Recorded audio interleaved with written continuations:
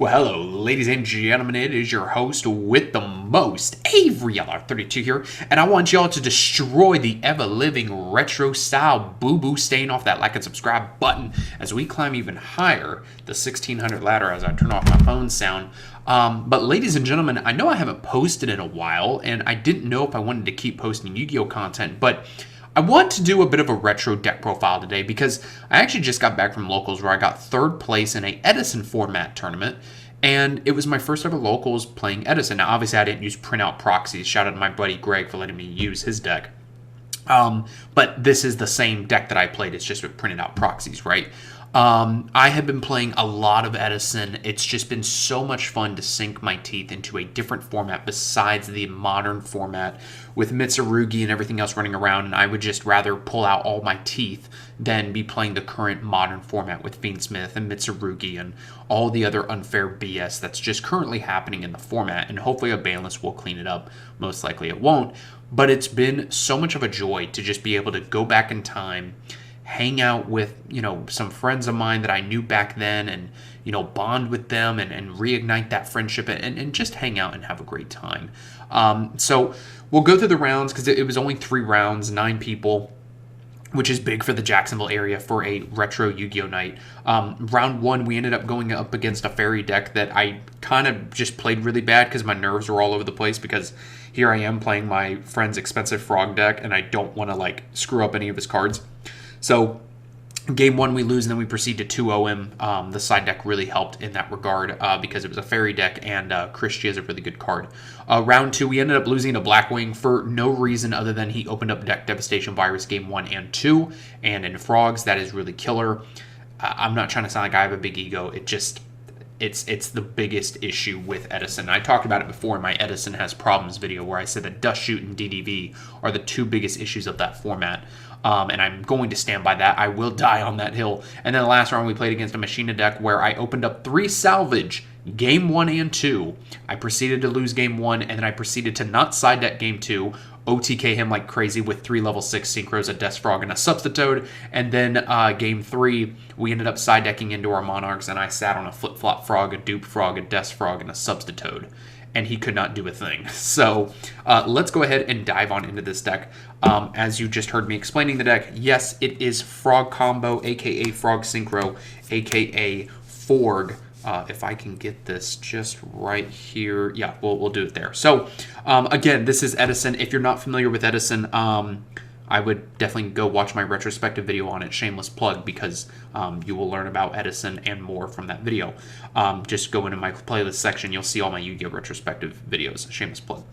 Substitute, you have priority in this format, and Effect Veiler doesn't fucking exist. This card's crazy, it's not once per turn. There was a reason why it's banned, and it could come back to 3 right now, and it wouldn't do a damn thing, because in the modern game you have so many hand traps, it's ridiculous. This card, being able to tribute Dandelion tokens is so good. Sometimes you can just brain control a monster because you can do any monster, not with the errata, and then you can tribute it or you can attack with something. You could tribute the Substitute itself if you really need to, depending on what your hand is. It's the heart and soul of the deck, right? Next up here, we're playing 3 copies of Swap Frog. If I can kind of maybe move this up a hair. Yeah, we're trying to just change this shit on the fly. Yeah, that'll work. Swap Frog, it's standard. I mean, there's not much to really explain. You're primarily going to be using the Swap Frogs to be dumping a Substitute, so that way your salvages, in theory, also become Substitute because you have one engraved. The 3 Death Frog, you might think that this is bricky. There are some people who will either cut a Death Frog or cut a Treeborn Frog to play Beel's Frog because that's a level 3. So Beel's Frog with Fishborg Blaster is Army Arm. But Death Frog is really good because it's a beat stick. 1900 is actually kind of difficult to out in this format, which is shocking, I know, to hear. But Death Frog is really crazy being able to use that with Fishborg to get you to your level 6 synchro plays. It's just really, really good. 3 Dupe Frog. So something I did not realize back in the day until I started playing this deck is that Substitute says that frog monsters cannot be destroyed by battle. That's both sides of the field. So you can have a board of Substitute and a Dupe Frog in defense. They have to attack the Dupe Frog, and the Dupe Frog can't be killed in battle. So it's almost like a double dupe lock, but instead of having to establish a second dupe, you just have the Substitute with the Dupe Frog, and you're fine. It's a really good board, especially if you need to kind of like stall until you get to your combo pieces. Anytime that you see, I may as well just show it now, we're playing 3 copies of Fishborg Blaster. Anytime that you see a combination of Fishborg, Substitute, and either a way to get to Swap Frog, either through the Substitute, maybe you've got like a spare body on the board like a Treeborn, or you just open Swap Frog, you're going to win the game, right? Those 3 cards are like really what you need to make any sort of plays, whether it's Colossal Fighter Armory Arm OTK, whether it's doing 3 to 4 level 6 Synchros on the board to kill them through Gores. We'll talk about all that more after this deck list. But yeah, just this is the heart and soul of the deck, and it's why the deck is so good. There's a reason why that Fishborg is still banned. Treeborn was at 2 this format, so we are playing a common in my busted up ultimate rare. I don't even know if my camera's going to get that. Oh, you can easily see how banged up that is. Like, just look at that right there. Yeah, this thing has been beat to hell and back. That's how long I've had it. But Treeborn is absolutely insane. The only back row you're playing in this deck is MST, I guess, even though you could just hold on to it, and then Reckless Greeds. So you could even do something like draw for turn and then go draw phase Reckless Greed and then stand by, get out the Treeborn. So anytime I open up Swap Frog, if I'm able to, I'll like summon, dump Substitute, bounce back, and then like special summon Swap Frog and then dump Treeborn. But this format is so fucking slow, which is crazy, that you could just like summon a Swap Frog, dump Treeborn, and then next turn summon Swap Frog, dump Substitute, and like you're not in a bad position. Like sometimes a good play in this format is just to pass turn, which is fucking hilarious. Yeah, so these are like all of the good frogs and stuff that you need to be playing. Next up here, we're also playing 1 Unifrog, 1 Flip-Flop, and then 2 copies of Dandelion.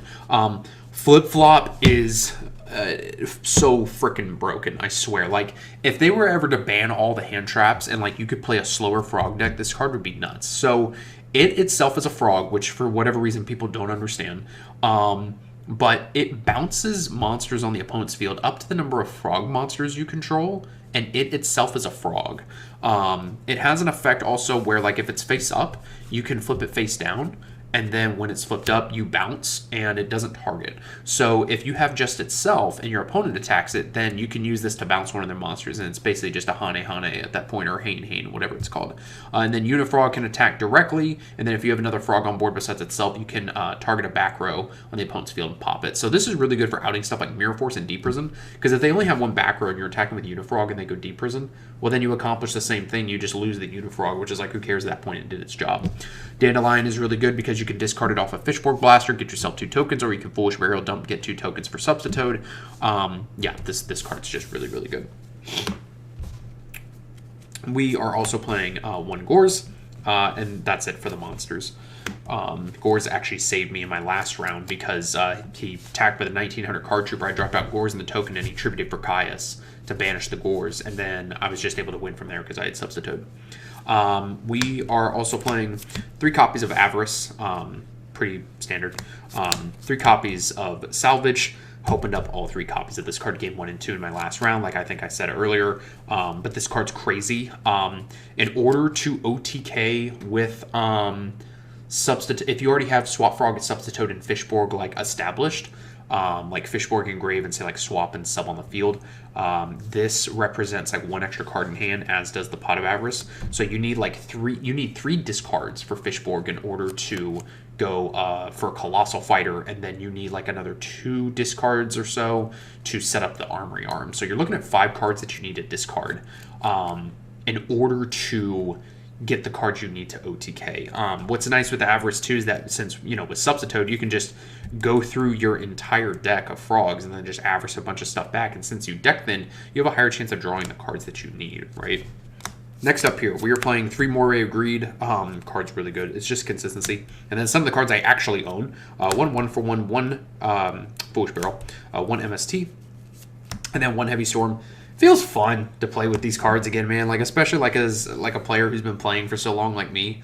Like, it was cool to bust out these cards and play them again in something competitive, especially the Heavy Storm and like MST. MST was at 1 at this time, if you can believe it. Especially Heavy Storm. Heavy Storm is such a god card in these older formats. Like, it's actually nuts.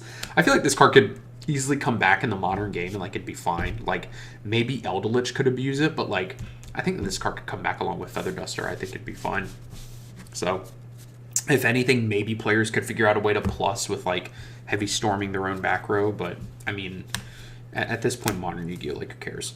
And then we're playing 1 Brain Control, 1 Giant Trunade, and 3 Reckless. The Reckless is just extra draw power, Giant Trunade because it's good, and Brain Control because it actually wasn't errated and it was really good. Whether it's Brain Controlling for a Monarch, Brain Controlling for Substitoad, it's actually pretty crazy how slow this format is coming from a modern Yu-Gi-Oh! Player. Next up, we're playing 2 Armory Arm because it's one of the ways that you OTK. 1 Catastor, never made it. 1 Android, never made it. Brio, we made. We ended up losing game 1, round 1, even with this, but it was fine. We came back. Goyo, because it's not errated. 1 Gaianite, because it's good. Flamebolt Quiz, because it's good. 1 Black Rose, 1 Life Transfer, 1 Stardust, 1 Thought Ruler, 2 Colossal Fighter, and then 1 Mistworm. You have to keep in mind that the reason why these picks are so odd is because of the fact that these were pretty much all of the best synchros in the game at the time. So there was really no reason not to play these because any of the other synchros in the game were either just too low of a level, even though that they were generic, or they were like locked in. Like, you know, you had to have like a machine tuner or something to that effect, right?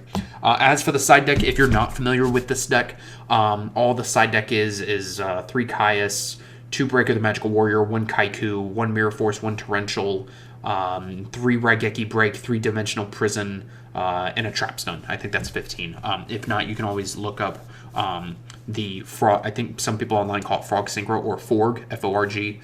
That's what this deck is. And actually, my friend was just telling me on Facebook that he hadn't shown this deck off at locals yet. So, like, I was the first person to play it, so that was probably why people had to, like, ask what my crap did. And then apparently one player was doing it. He told me after the fact to, like, try and put me on tilt just from constantly asking questions, which I'm too, like, daft to try and, like, realize that. I don't give a shit. I'm focusing on, like, my board, trying to make sure I'm doing everything right.